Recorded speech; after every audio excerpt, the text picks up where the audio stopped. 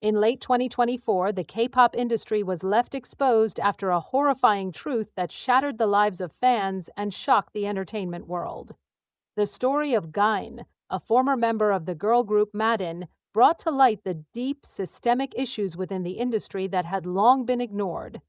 Her promising career, years of training, and dreams of stardom were completely derailed after a betrayal by someone she trusted, the CEO of her own agency, 143 Entertainment. Gaeun's tragic experience highlights the hidden dangers that many idols face behind the glitz and glamour of K-pop, where abuse, manipulation, and exploitation often go unnoticed or are swept under the rug. Gaeun's journey began in 2005 when she was born in the bustling province of Gyeonggi-do, South Korea. From a young age, Gaeun was captivated by the world of music and performance. Whether it was dancing to her favorite K-pop songs or mimicking the idols she admired, her love for the stage was undeniable. As Gaeun grew older, her dream of becoming a K-pop idol took shape, but she quickly realized that achieving this dream would be far from easy. At just 13, Gaeun began auditioning for various entertainment agencies, facing intense competition from other hopefuls. Many young talents sought the same opportunity to make it big, and rejection after rejection became a familiar experience for Gaeun. But her determination never faltered. She kept honing her skills, improving her singing, dancing, and performance abilities in the hopes that one day she would catch the attention of an agency willing to take a chance on her. For years, Gaeun's life revolved around auditions, constant practice, and a relentless pursuit of success. It wasn't until 2020, after more than 2 years of hard work and perseverance, that Gaeun's dream finally came true.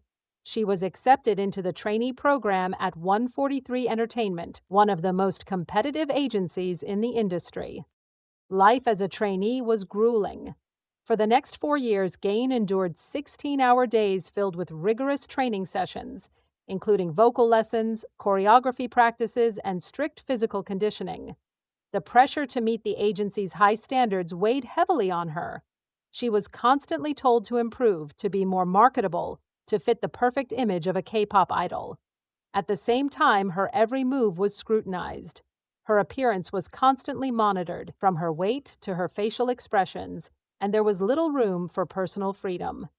Despite these challenges, Gaeun pressed on. She dreamed of debuting, of stepping onto the stage with her group, and showing the world the fruits of her labor.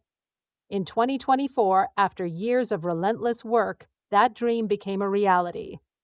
Gaeun debuted as a member of MADEIN, a girl group that quickly gained attention in the K-pop industry. But the excitement of debut was short-lived. Behind the glamorous stage performances and flashing lights was a dark reality that Gaeun could not escape. Her contract with 143 Entertainment, like many others in the K-pop industry, included strict moral clauses that controlled almost every aspect of her personal life. These clauses prohibited her from dating, dictated her health choices, and placed immense pressure on her to maintain an impossible standard of beauty. Gaeun was not just a performer. She was a product to be shaped, sold, and consumed. The agency controlled every facet of her life, leaving her with little autonomy or privacy. By September 2024, after months of feeling trapped and stifled by her contract, Gaeun made the difficult decision to ask for her release from the agency. She wanted to break free from the chains that bound her to 143 Entertainment and pursue a life outside the suffocating world of K-pop. But what should have been a professional meeting about her future turned into a nightmare. The CEO of 143 Entertainment, a man with unchecked power over Gaeun's career, summoned her to his office for a private discussion. Gaeun expected to have an honest conversation about her desire to leave the group, but instead she was met with an unimaginable demand. The CEO told her that in exchange for her release from the agency, she had to agree to become his one-day girlfriend. This was not just a request, it was an ultimatum. Gaeun, realizing the severity of the situation, immediately refused. But the CEO was not willing to let her go so easily. In a move that would haunt her for the rest of her life, he locked the office door behind her, trapping her inside. For the next 2 hours, Gaeun endured an assault she could not escape. The CEO forcibly kissed and groped her, ignoring her desperate pleas to stop. He threatened her career, telling her that if she resisted, she would never work in the industry again. His words were meant to break her spirit, to force her into submission. And yet, Gain remained firm in her refusal, despite the unbearable pressure and fear she felt. The assault was only the beginning of the abuse that would follow. In an attempt to cover up the incident, 143 Entertainment told the public that Gain was taking a health break and would be absent from the group's activities for a while. But the truth was far darker.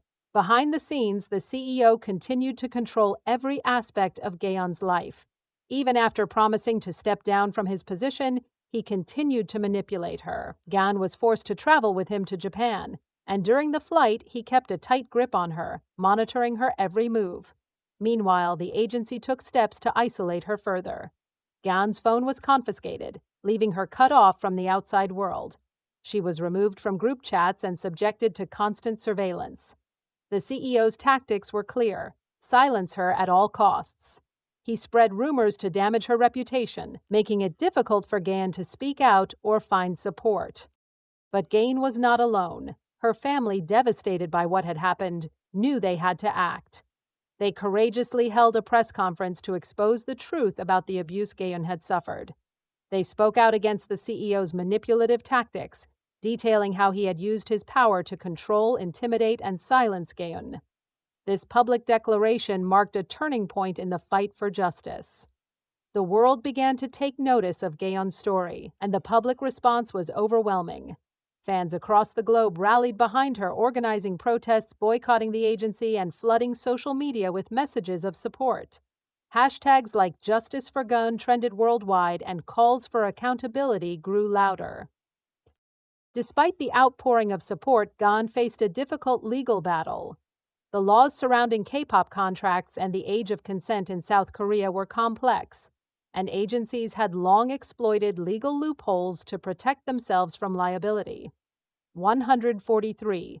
Entertainment denied the allegations, questioning the definition of consent and attempting to discredit Gaeun's version of events. The CEO made partial admissions but refused to take full responsibility for his actions. Gaeun's case highlighted the troubling realities of the K-pop industry, where power imbalances, manipulation, and abuse were often hidden behind a veil of glamour and success. In addition to the legal challenges, Gaeun struggled with the psychological impact of the abuse she had suffered. She was diagnosed with PTSD, and rumors about her mental health were spread to further isolate her. The entertainment industry's tendency to blackball victims of abuse only made matters worse. Gaeun feared that her career would be permanently destroyed and that she would never be able to work again. But despite the overwhelming odds, she continued to fight for justice, using her voice to raise awareness about the systemic abuse and exploitation that idols often face. In the wake of her courage, Gaeun's story has sparked a cultural reckoning within the K-pop industry.